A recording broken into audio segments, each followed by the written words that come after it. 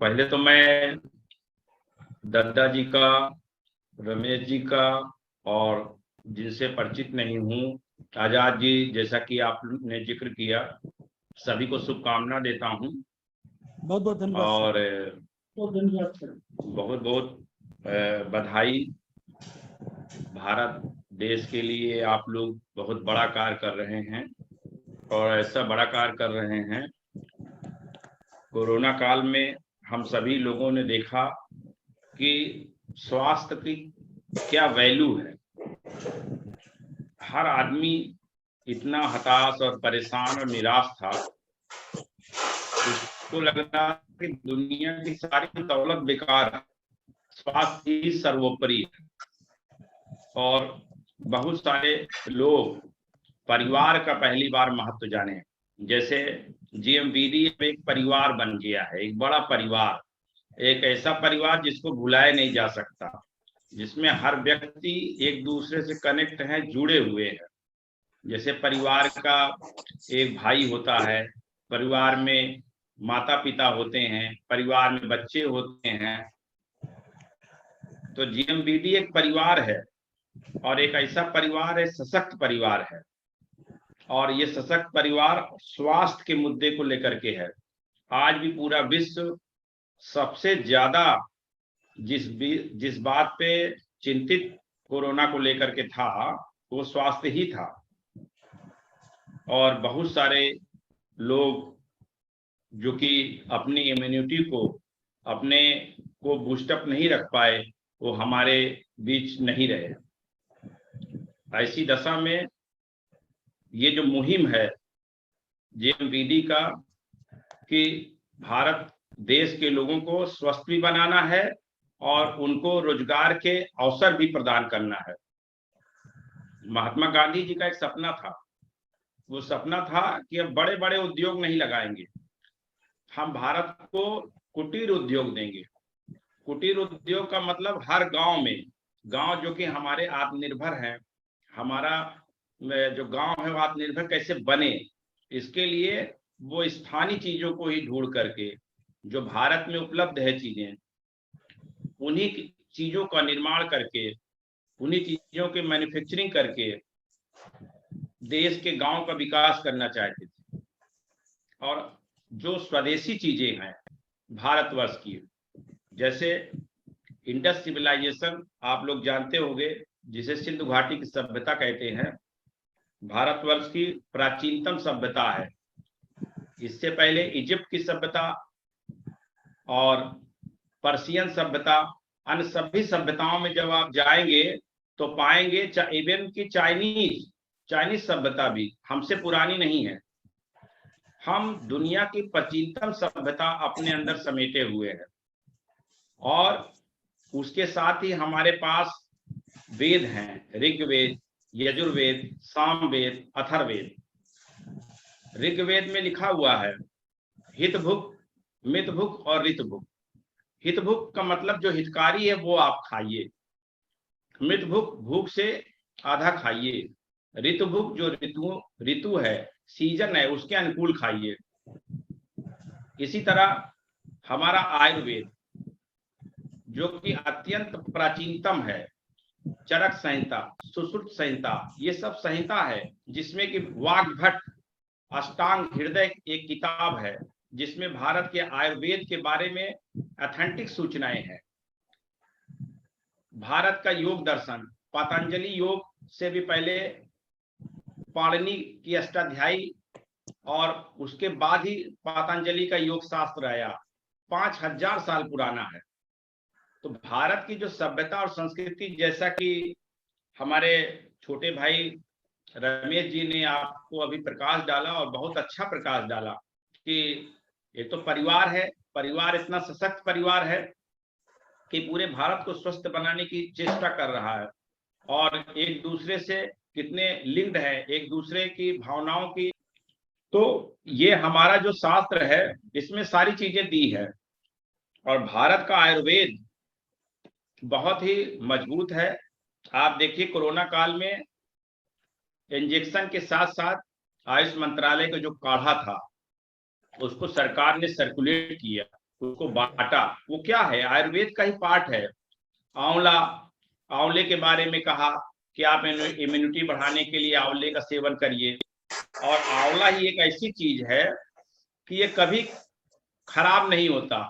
इसको जला के खाओ, इसको भून के खाओ, इसको मुरब्बे के रूप में, जैसे आपका मन करे वैसे खाइए। दुनिया भर का लोग केमिकल वाला प्रोडक्ट यूज करते हैं। आप देखिए, एक आंवला जो है, विटामिन सी का इससे बड़ा स्रोत कोई नहीं है दुनिया का। इस पे बहुत सारा शोध आया है, आप जब गूगल करेंगे, यूट्यूब करेंगे, सब आपको मिलेगा। और आंवला में कहा जाता है कि इसमें भगवान का वास है, साक्षात विष्णु जी का वृक्ष माना जाता है, जो कि हमारे ब्रह्मा विष्णु महेश जो त्रयी हैं, उसमें विष्णु देवता का आप सभी महत्व जानते हैं। और आंवले के पेड़ के नीचे पूजा करके स्त्रियां उसके नीचे खाना बनाती है साल में एक बार।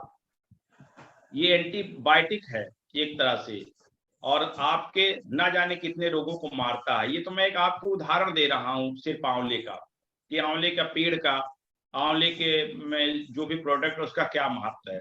एलोवेरा है, एक आपको उदाहरण समझाने के लिए लेमैन की भाषा में, विश्व की सबसे सुंदर महिला थी क्लियोपेट्रा, मिस्र की थी। वो एलोवेरा ही खाती थी, एलोवेरा ही अपने स्किन पे लगाती थी और एलोवेरा से नहाती थी। और एलोवेरा का कितना महत्व है, इससे आप स्पष्ट हो सकते हैं कि इसमें जेल भी पाया जाता है। और बहुत सारी बीमारियों के लिए, पेट संबंधी बीमारियों के लिए, स्किन संबंधी बीमारियों के लिए, जब आप पढ़ेंगे बहुत सारे प्रोडक्ट को, उसमें एलोवेरा का अंश डला होगा। तो जो भी प्रोडक्ट है, मेरा आशा है, और रमेश जी और दद्दा जी भी, हमारे छोटे भाई सुन भी रहे होंगे, कि हम अपने प्रोडक्ट को गुणवत्ता परक बनाएं। जितना हमारी गुणवत्ता अच्छी रहेगी, उतना ही आपका फर्क पड़ेगा आपके सेल पर, आपके मार्केटिंग पर, आपके पूरा कनेक्टिविटी पर। क्योंकि एक बार व्यक्ति ले जाएगा, उस प्रोडक्ट को यूज करेगा, और जब उसको यूज करेगा, उसकी क्वालिटी अच्छी होगी, उसका मटेरियल अच्छा होगा, उसमें सारे जो विटामिन पाए जाते हैं उसमें मिलेंगे, तो निश्चित रूप से आपकी वृद्धि होगी, आपकी जय जयकार भी होगी। और कोई मुश्किल नहीं है। देखिए, सबसे बड़ी चीज है कि दुनिया में किसी भी सरकार कोई भी हो, वो कहती है आत्मनिर्भर बनो। आपको देखिए कि एमएसएमई में सरकार पैसा दे रही है कि आप अपना प्रोडक्शन स्वयं करिए, आप रोजगार देने वाले बनिए। तो जो जेएमबीडी है, ये आपको रोजगार देने वाला बना रहा है, आपको सशक्त बना रहा है कि आप लोगों को अपने अंडर में भी रोजगार दीजिए, स्वयं रोजगार पाइए, और रोजगार देने के लिए लोगों को प्रोत्साहित भी करिए। ये बहुत बड़ी उपलब्धि है।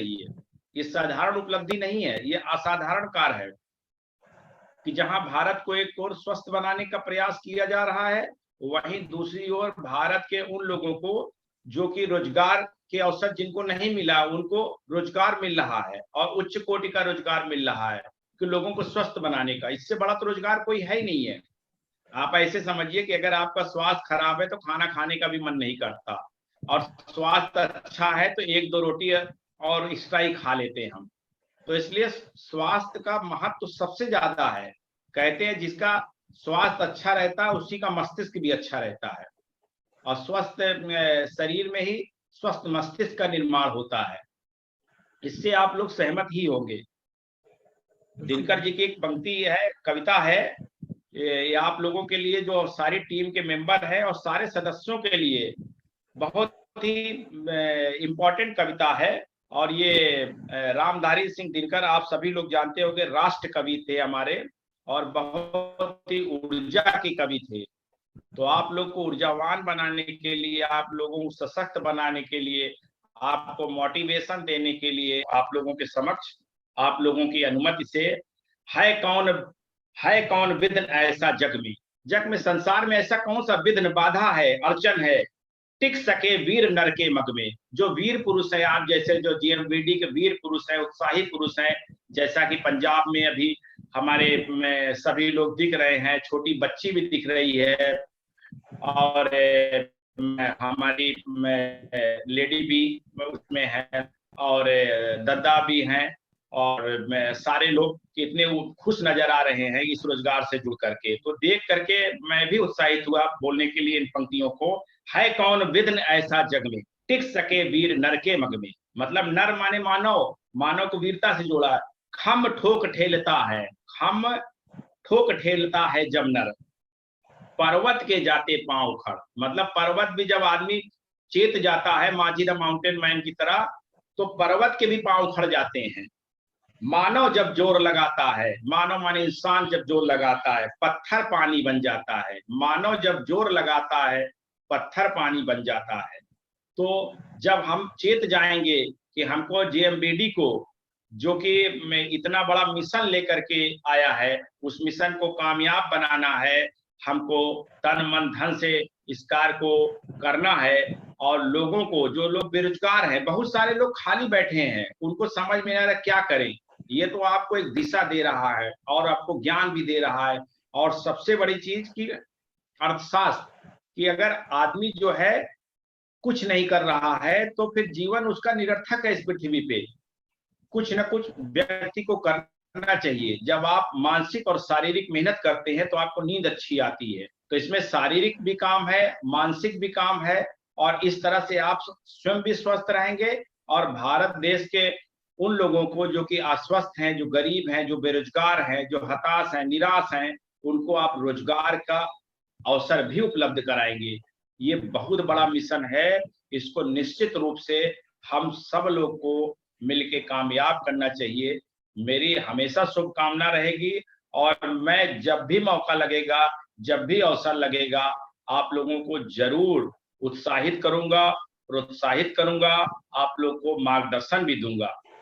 और अर्थशास्त्र देखिए, हमारे शास्त्रों में चाणक्य सबसे महान जिन्होंने अर्थशास्त्र की रचना की, इनको जगह जगह लोग कोट करते हैं। उन्होंने सबसे पहले इसी बात को कहा कि व्यक्ति को सबसे पहले अपने अर्थ पे ध्यान देना चाहिए। अर्थ को उन्होंने वार्ता शब्द से यूज किया। उन्होंने अर्थ को वार्ता, अपने ग्रंथ में अर्थशास्त्र में कहा कि वार्ता है अर्थ, अर्थात कि हम जो है संवाद के द्वारा, हम कार्य के द्वारा अपने रोजगार व्यापार को करते हैं। और बहुत बड़े विदेशी एक साहित्यकार, ग्रंथकार हुए हैं, उनका कहना है कि हम अपना 100 रुपया कमाएं तो 50 रुपया हम अपने रोजगार और व्यापार में खर्च करें, 30 रुपया हम जो है अपने अन्य कार्यों में खर्च करें अपने हैप्पीनेस के लिए, और 20 रुपया बचत में रखें।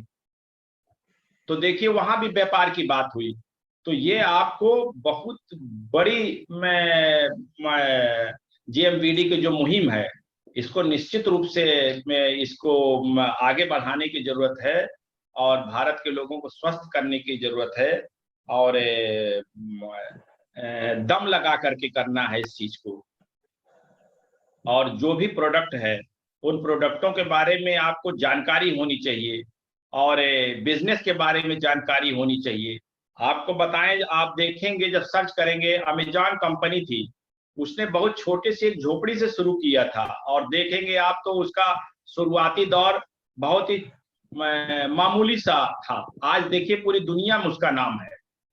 कारण क्योंकि उसके साथ जो लोग जुड़े थे, जो लोग उनके वर्कर थे, जो लोग उनका अमेजॉन परिवार था, उनका डिवोशन लेवल, हमारे एक जो पंजाब के में थे जहां अभी डिपो खुला है, उन्होंने बहुत अच्छी बात की, डिवोशन। किसी भी कार्य करने को, एक छात्र है अगर वो डिवोशन नहीं करेगा और अपने जिस विषय को पढ़ रहा है उसमें क्लियरिटी नहीं होगी, तो उस चीज को आगे वो डिस्क्राइब नहीं कर सकता। तो आपको अपने रोजगार के बारे में, अपनी संस्था के बारे में, अपने प्रोडक्शन के बारे में, अपने उत्पादों की गुणवत्ता के बारे में, वो शरीर में आपको कितना फायदा पहुंचा रहा है, इन सब की जब जानकारी रहेगी, तब आप अच्छे से किसी को एक्सप्लेन कर सकते हैं, उसको स्पष्टीकरण दे सकते हैं, बता सकते हैं। तब लोगों की कनेक्टिविटी और फास्ट होगी और हर समुदाय के लोग इसमें जुड़ सकते हैं। और एक बहुत बड़ी महत्वपूर्ण चीज है कि अपने दद्दा और रमेश भाई को भी मैं कोट करना चाहूंगा, बताना चाहूंगा कि भारत की राष्ट्रीय आय की जब गणना होती है उसमें भारत देश की जो अपनी गृहिणियां हैं उनको उनकी इनकम नहीं मानी जाती, जबकि वो 24x7 पूरे वर्ष भर काम करती हैं घरों में पूरी, और उनको उनकी कोई इनकम नहीं है। मतलब आधी आबादी की कोई इनकम ही नहीं है, और नेशनल इनकम में राष्ट्रीय जो आय है उसमें उनकी गणना भी नहीं की जाती। आप देखिए, और कितना काम सुबह से उठ करके बच्चों को तैयार करना, स्कूल भेजना, अन्य सारी चीजों का घर देखना आसान है। एक दिन अगर पुरुषों को घर चलाना पड़े तो कितना कठिन कार्य हो जाएगा, बड़ा मुश्किल कार्य होगा। ये एक साधारण कार्य नहीं है, बहुत ही कठिन, बहुत चुनौतीपूर्ण कार्य है कि जो गृहिणियां कर रही हैं, लेकिन उनकी कोई आय की गणना ही नहीं होती, उनके कार्य की कोई समीक्षा ही नहीं होती, उनका लेबर निरर्थक होता है। तो अगर हम इन गृहिणियों को अपने रोजगार और व्यापार से, जीएमबीडी से जोड़ते हैं, तो एक तो उनकी आय होगी और बहुत बड़ा काम करेंगी, वो है कि रेवेन्यू रिसीट करेंगी। जब वो जीएसटी देंगी तो भारत राष्ट्र के निर्माण में योगदान देंगी, और ये बहुत बड़ा काम होगा। और आप जो है देश के सामने एक तस्वीर प्रस्तुत कर सकते हैं, भारत के वित्त मंत्री के सामने, कि भाई हमारी जो जीएमबीडी संस्था है उसमें इतना महिला सदस्य हैं, उन्होंने इतना करोड़ रुपए का व्यापार किया और मल्टी लेवल मार्केटिंग द्वारा, और उन्होंने इस देश को इतनी जीएसटी अदा की। और इस आप जो जीएसटी देते हैं, आप जो इनकम टैक्स देते हैं, उसी से तो राष्ट्र का निर्माण होता है, उसी से पुल बनता है, उसी से संस्थाएं, हेल्थ की संस्थाएं खुलती है, उसी से स्पोर्ट का पैसा दिया जाता है। सारा कुछ रेवेन्यू रिसीट से ही होता है।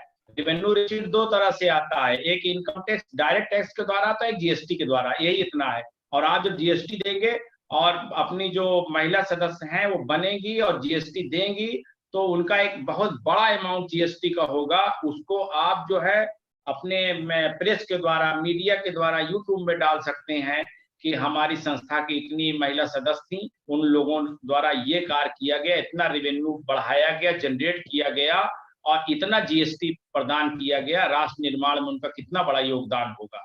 ये एक बहुत बड़ा काम है और इसको किया जा सकता है।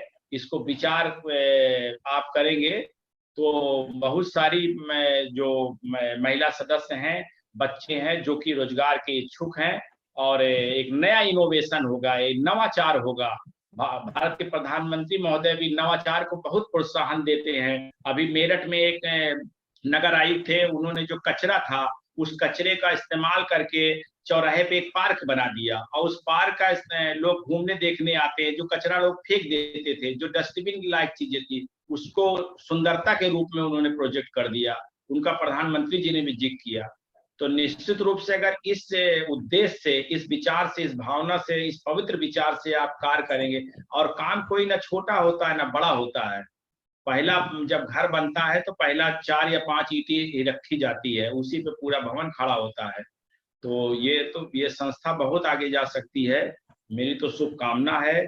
और समय समय पे मैं जो भी मार्गदर्शन दे सकता हूँ मैं निश्चित रूप से दूंगा, और मेरे को बोलने का मौका दिए इसके लिए मैं दद्दा का और रमेश जी का, जो संस्था के सीईओ हैं, दोनों लोग का, सभी लोग का मैं कृतज्ञ हूँ और शुक्रिया अदा करता हूँ कि आपके मंच पे मेरे को बोलने का मौका आप लोगों ने दिया। और जो ये परिवार है, इस परिवार को भी शुभकामना देता हूँ कि निरंतर उत्तरोत्तर लगातार वृद्धि करे, उत्थान करे, और राष्ट्र निर्माण में ऐसा योगदान दे कि पूरे भारत के पटल पर, विश्व के पटल पर, विश्व के नक्षत्र पर जीएमबीडी का नाम हो, और हम लोग भी गर्व से कह सकें कि जीएमबीडी एक ऐसी संस्था है, एक ऐसा समुदाय है कि जिसके लोग इतने गुणी हैं, स्वास्थ्य के निर्माण में बहुत बड़ा योगदान दिया है। इन्हीं शब्दों के साथ मैं अपनी वाणी को विराम दूंगा, और आशा ही नहीं विश्वास है मुझे आप लोगों ने मेरे को धैर्य से सुनना, इसके लिए बहुत बहुत शुक्रिया, बहुत बहुत धन्यवाद। जय हिंद, जय भारत।